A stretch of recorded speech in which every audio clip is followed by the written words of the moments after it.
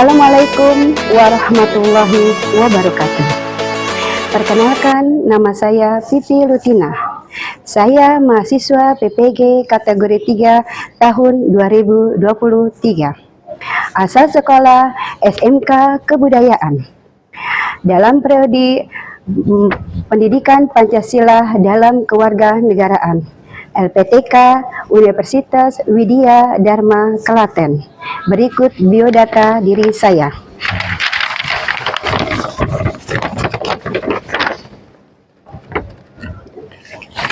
Pada hari ini, saya akan menyajikan video pembelajaran dalam rangka uji kinerja secara daring.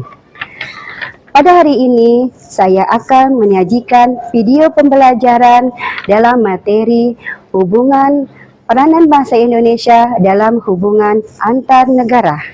Dalam CP, menganalisis peranan bahasa Indonesia dalam hubungan antar bangsa dan negara. Terima kasih.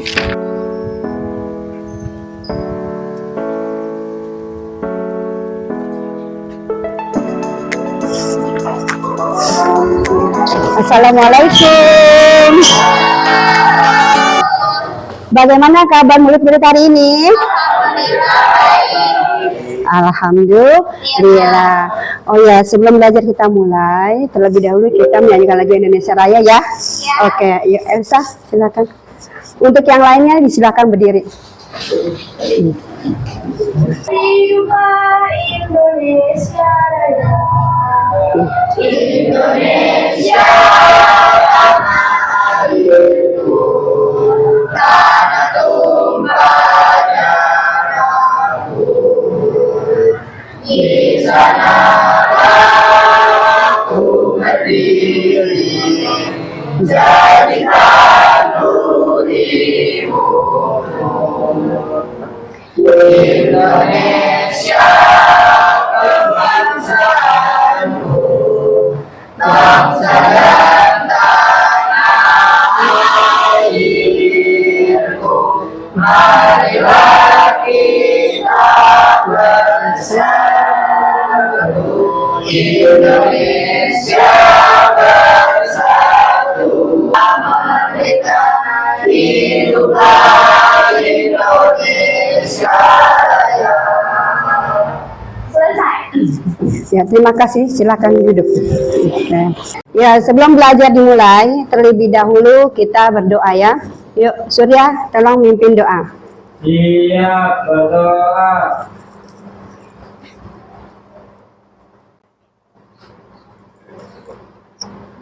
Memberi salam. Assalamualaikum warahmatullahi wabarakatuh. Waalaikumsalam warahmatullahi wabarakatuh. Oke.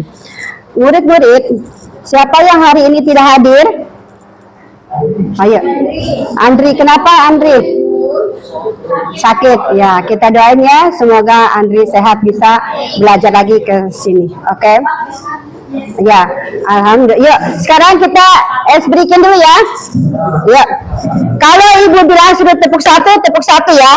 Kalau ibu bilang sudah tepuk meja, tergantung instruksinya ya. Oke, siap. Mulai ya. Ya. Oke ya. Oke. Ya.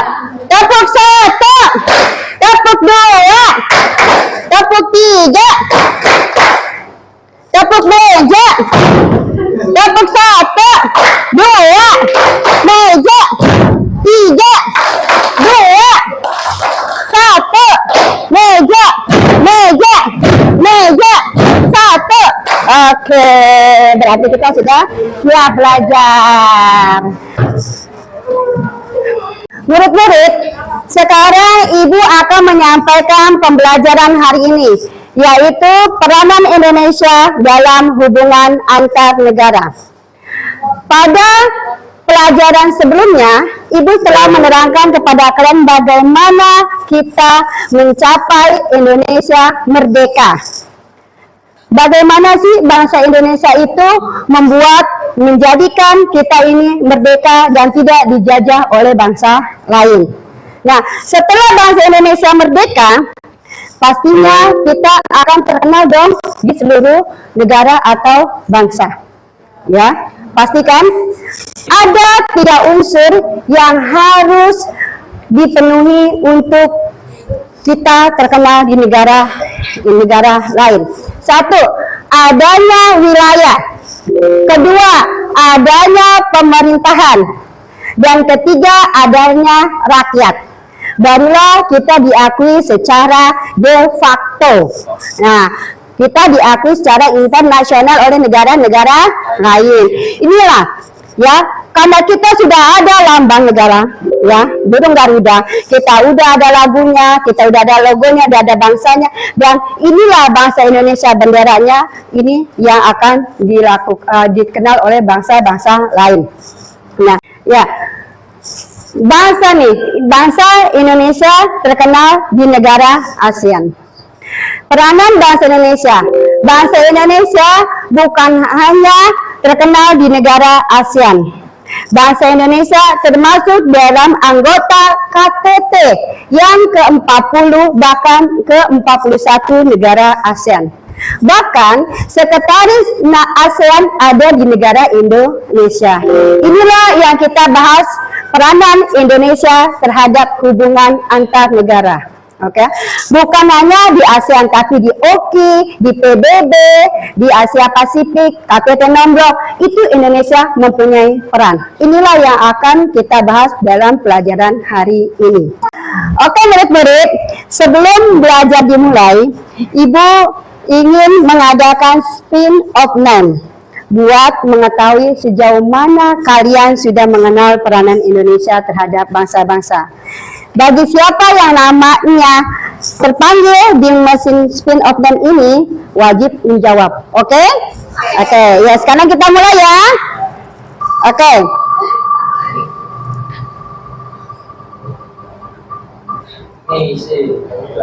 Maka Nabila. Ya. Apa nama tetangga negara Indonesia? Oke, Malaysia, tepuk tangan buat Nabila. Oke, ya sekali lagi ya. Oke.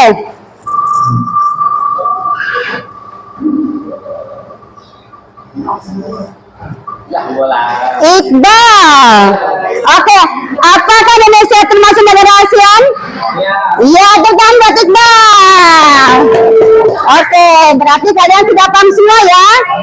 Motivasinya, pada dasarnya manusia adalah makhluk sosial. Karena manusia tidak bisa hidup dengan sendirinya. Karena manusia berkaitan satu dengan yang lainnya. Jadi kita bisa gak sih hidup sendiri?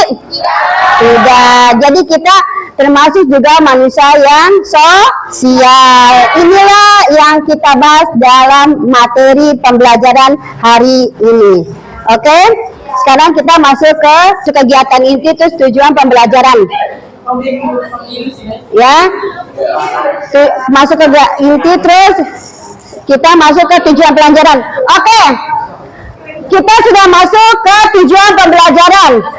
Ya, murid-murid mampu menganalisis peranan bangsa Indonesia dengan negara internasional. Terus, murid mampu menganalisis tujuan bangsa Indonesia di negara internasional. Murid mampu menganalisis fungsi bangsa Indonesia terhadap negara internasional. Jadi tujuannya dalam pembelajaran ini, kalian harus mampu menganalisis bagaimana sih tujuan bangsa Indonesia itu bergabung di negara-negara internasional.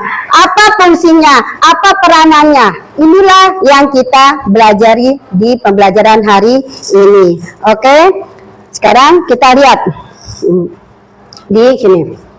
Guru memberikan metode pembelajaran. Nah, di sini kita harus mengetahui yaitu 5W, yaitu apa, kapan, where, di mana, who, siapa, why, mengapa, who, bagaimana. Apa nama misalnya bangsa kita? Kita masuk ke dalam golongan bangsa ASEAN.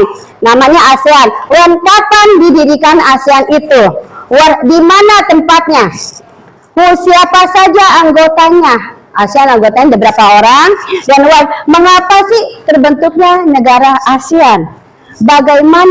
Bagaimana sih negara ASEAN itu melakukan hubungan terhadap bangsa-bangsa lain? Ya, inilah fungsinya. Ya, jadi kita akan membahas seperti ini. Sebelum kita bahas pelajaran selanjutnya, kalian terlebih dahulu Ibu akan menyajikan video pembelajaran hari ini. Oke ya? Ya. Kita masuk ke pengenalan masalah. Oke ya? Siap. Nih. Videonya kalian silakan kalian tonton. Ya, kalian. Ya, silakan kalian pahami.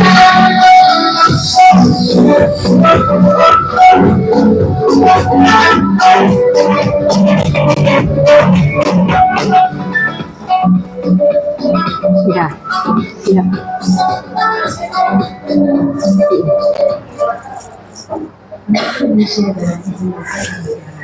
Peserta didik yang hebat, sebagai manusia kalian tentu membutuhkan orang lain dalam menjalani kehidupan.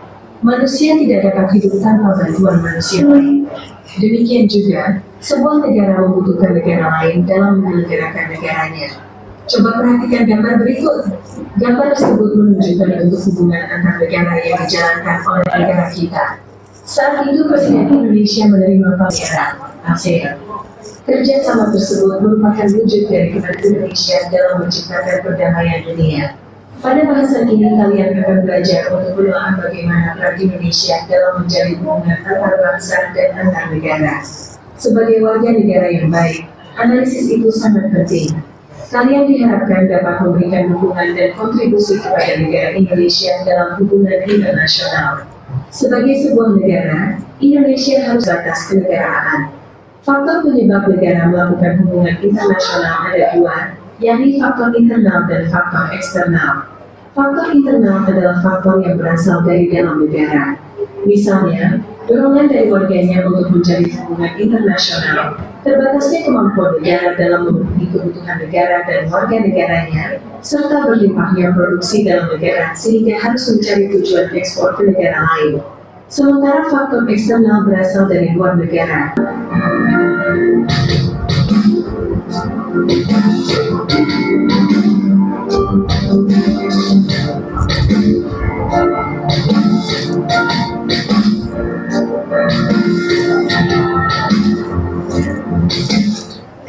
Nah, sudah jelas semuanya? Oke. Sekarang tugas kalian adalah membuat minmap atau peta konsep. Ya.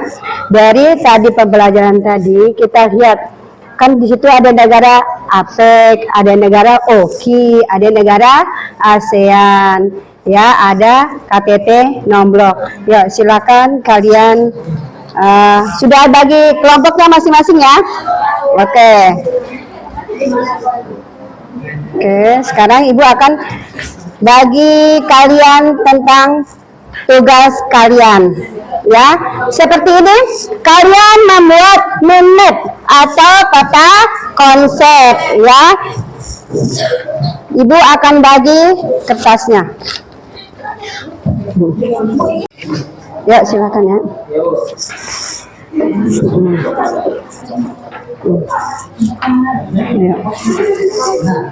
Ya.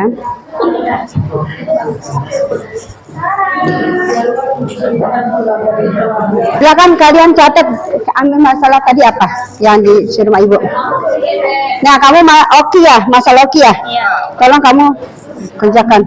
Kamu masalah apa? ASEAN. Ya, bikin ASEAN ya. Ya. Kamu masalah apa? KTT. KTT nih. Mau pakai ini gak? Saya ada lem. Oke. Nih nanti kalau saya mau pakai lem, mau pakai ini gak karton nih? Ah, mau pakai? Ibu saya bawa Bu. Ya udah silakan.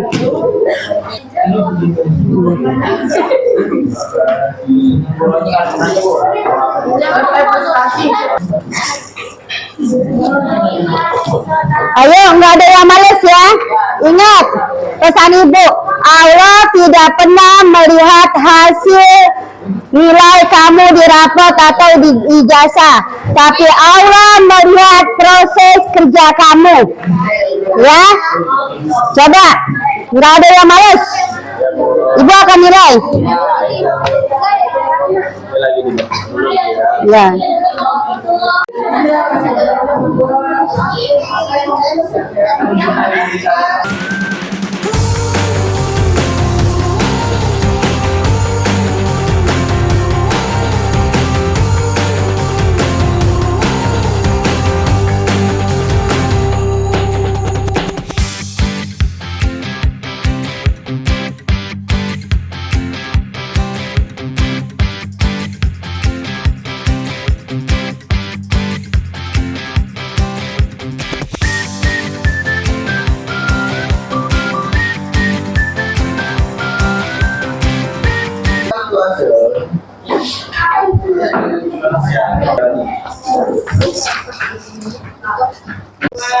Ya, gimana menurut Budi, sudah selesai semua?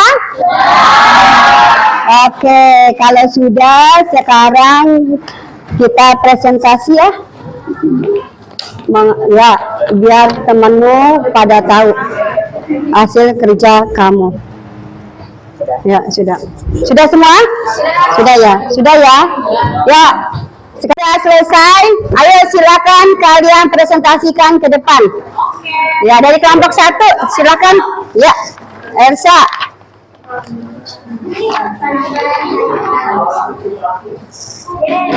Assalamualaikum warahmatullahi wabarakatuh. Waalaikumsalam warahmatullahi wabarakatuh.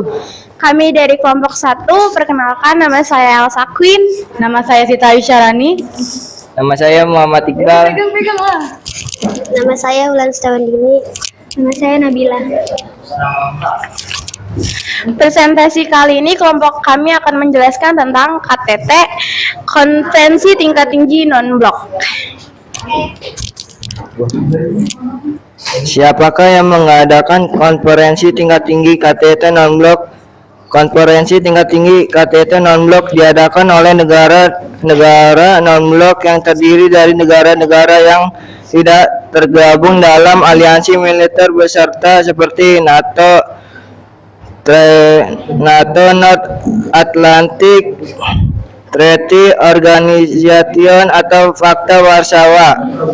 2. Apa itu KTT non-blok? KTT non-blok adalah pertemuan tingkat tinggi yang diadakan oleh negara-negara non-blok untuk membahas isu-isu politik, ekonomi, dan keamanan global, serta untuk meningkatkan kerjasama antara negara-negara tersebut.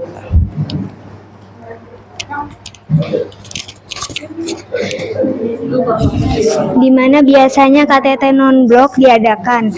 Lokasi penyelenggaraan KTT non-blok bervariasi setiap tahunnya dan biasanya diadakan. Penting, KTT non-blok penting karena memberikan forum bagi negara-negara non-blok untuk mengartikulasikan posisi dan kepentingan mereka dalam isu-isu global, meningkatkan koordinasi dan kerjasama antar negara-negara tersebut, serta untuk memperjuangkan perdamaian dan keamanan dunia. Bagaimana proses kerja dan hasil dari KTT non-blok? Proses kerja KTT non-blok melibatkan pembahasan bersama, negosiasi, dan adopsi resolusi atau penyataan bersama yang mencerminkan kesepakatan dan pandangan bersama negara-negara non-blok terhadap isu-isu yang dibahas. Hasil dapat berupa deklarasi, resolusi, atau kesepakatan lain yang dihasilkan dengan pertemuan tersebut. Apakah ada pertanyaan? Ya, saya bertanya, silakan. Ayo.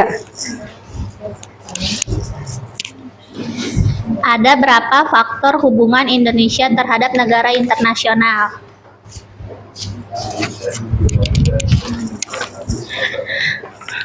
Faktor hubungan Indonesia dengan negara internasional ada 2, yaitu hubungan internal dan eksternal. Oke. Ada pertanyaan lagi? Oke, tepuk tangan buat kelompok 1. Kalau nggak ada, sekian presentasi kami. Wassalamualaikum warahmatullahi wabarakatuh. Waalaikumsalam warahmatullahi wabarakatuh. Oke. Oke, sekarang kelompok 2. Ya, silakan maju kelompok 2. Assalamualaikum warahmatullahi wabarakatuh. Waalaikumsalam warahmatullahi wabarakatuh. Ya. Perkenalkan, nama saya Erni. Ya, nama saya Muhammad Taufa Alwafi. Nama saya Tiara. Nama saya Fitri Oktaviola. Nama saya Asbi. Kami dari kelompok 2 akan mendiskusikan hasil peta konsep kami yang berjudul ASEAN. ASEAN dibentuk oleh 10 negara di kawasan Asia Tenggara yang bertujuan untuk meningkatkan kerjasama politik, ekonomi, dan sosial budaya di antara mereka.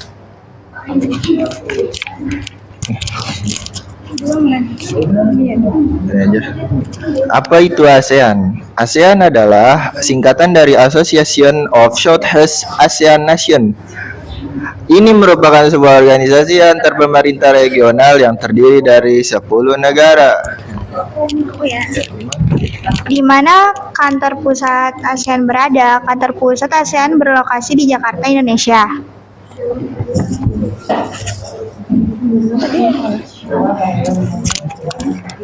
Kapan ASEAN didirikan? ASEAN didirikan pada tanggal 8 Agustus 1997 dengan pendatang pelaksana ASEAN di Bangkok, Thailand.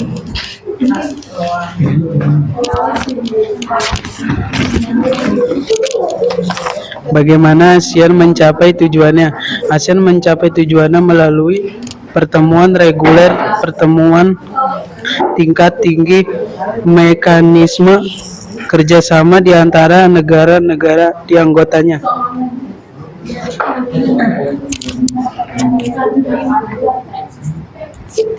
Mengapa ASEAN dibentuk? ASEAN dibentuk untuk mempromosikan pertumbuhan ekonomi, kemajuan sosial, perkembangan sosial budaya, serta perdamaian. Ada yang ingin ditanyakan? Kasih Erni, kasih si Elsa. Ada yang ingin ditanyakan?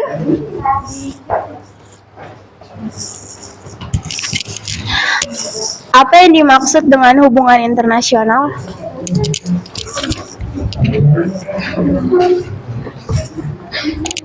Hubungan internasional adalah hubungan yang melewati suatu batas atau wilayah negara. Oke, benar? Oke. Ada yang ingin ditanyakan? Ya, tepuk tangan buat kelompok 2. Sekian dari kami. Wassalamualaikum warahmatullahi wabarakatuh. Waalaikumsalam warahmatullahi wabarakatuh. Ya, kelompok 2 sudah selesai. Assalamualaikum warahmatullahi wabarakatuh. Waalaikumsalam warahmatullahi wabarakatuh. Kami dari kelompok 3. Nama saya Dina Setiawati. Nama saya Dewi Sari.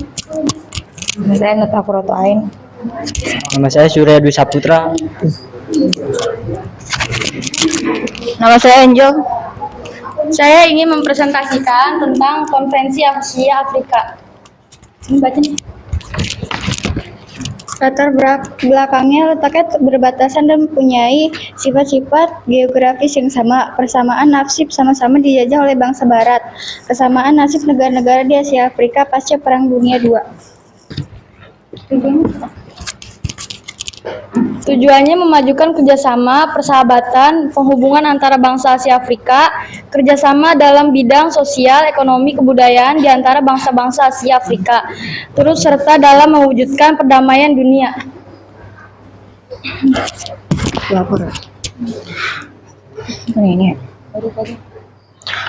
Peran Indonesia adalah KAA. Dalam KAA Indonesia bertindak. Apakah ada yang mau bertanya? Ya, silakan.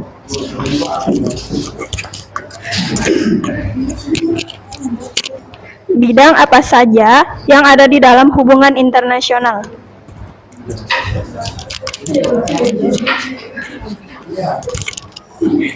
Yaitu politik, ekonomi, sosial, budaya, pertahanan, dan keamanan. Oke, benar? Benar. Tepuk tangan buat kelompok 3. Oke. Sekian dari kami. Wassalamualaikum warahmatullahi wabarakatuh. Waalaikumsalam warahmatullahi. Ya, silakan kelompok 4 maju.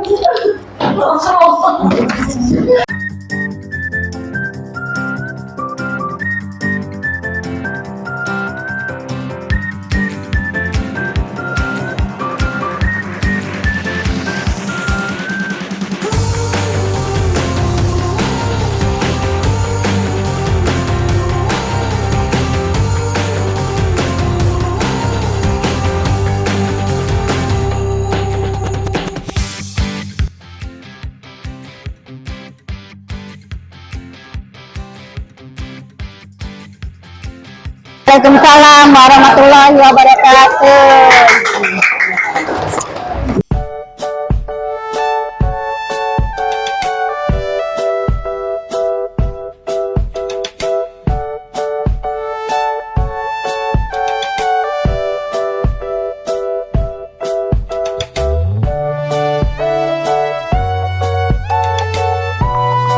Murid-murid, dari presentasi kalian tadi ya di depan, ya siapa yang bisa menyimpulkan dari peranan Indonesia terhadap hubungan antar negara?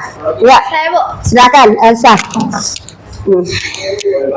Kesimpulannya, jadi setelah kita pahami tujuan negara itu ada di dalam UUD 1945 dalam alinea keempat, yang pertama melindungi segenap bangsa Indonesia, kedua memajukan kesejahteraan umum, ketiga mencerdaskan kehidupan bangsa, keempat ikut melaksanakan ketertiban dunia yang berdasarkan perdamaian abadi dan keadilan sosial, ya Bu. Ya, tim tepuk tangan Elsa. Oke. Jadi peranan Indonesia itu ada di dalam pembukaan Undang-Undang Dasar 1945 alinea keempat. Yang pertama apa tadi? Melindungi segenap bangsa Indonesia. Kedua, memajukan kesejahteraan umum. Ketiga, mencerdaskan kehidupan bangsa. Dan keempat adalah ikut melaksanakan ketertiban dunia berdasarkan perdamaian abadi dan keadilan sosial. Oke, dari sini siapa lagi yang memberi kesimpulan? Oke, silakan. Ya, kesimpulannya dengan adanya dengan adanya ASEAN tuh negara Indonesia tuh lebih ke ekonominya maju karena ada kerjasama antar negara, Bu. Ya, good. Udah segitu aja. Oke, tempat. Kesimpulannya bahwa negara Indonesia terhadap negara-negara di dunia ada hubungan bebas aktif. Bebas artinya bahwa negara Indonesia tidak boleh memihak di satu negara saja. Jadi bebas memilih kemanapun, mau di Asia, mau di ASEAN, mau di APEC, mau di KTT, itu harus bebas. Kedua, di negara ASEAN ini kita tidak boleh berpro pada satu orang saja. Ya, ini yang dikatakan bebas aktif dan ikut melaksanakan ketertiban dunia berdasarkan perdamaian abadi dan keadilan sosial. Oke, paham semua di sini? Oke, sebelum menutup materi ini, Ibu akan kasih motivasi kepada kalian. Kalau satu namanya apa? Lidi. Kalau banyak namanya Sapu Lidi. Oke, inilah ibaratnya kita belajar di peranan Indonesia terhadap hubungan antar bangsa. Umpamanya, Indonesia berada di sendiri, tidak punya teman, seperti kayak kita nih. Kita tidak ada makhluk sosial, kita cuma berdiri sendiri. Kalau kita beginiin, gampang nggak patah? Gampang kan? Nah, tapi kalau kita jadi satu, ini ibarat negara-negara yang lain, ibarat negara dunia, bisa nggak kita patahin? Nggak bisa kan? Susah. Begitu juga dengan manusia.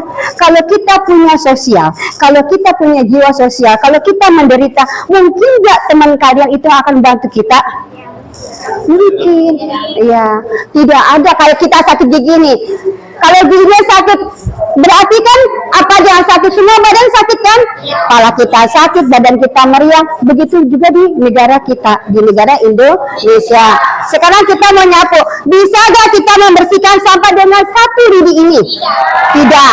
berarti kita harus ada banyak atau ada peranan di negara-negara lain. Oke, paham ya? Inilah gunanya.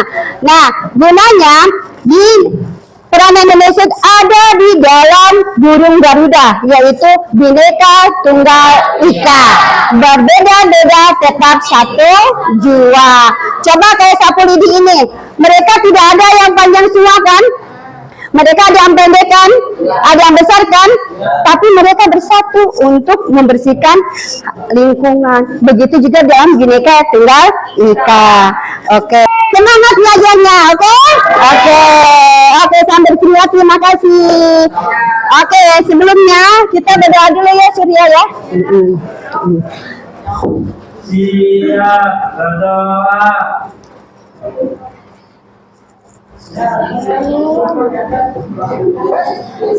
Memberi salam. Assalamualaikum warahmatullahi wabarakatuh. Waalaikumsalam warahmatullahi wabarakatuh. Terima kasih murid-murid. Assalamualaikum.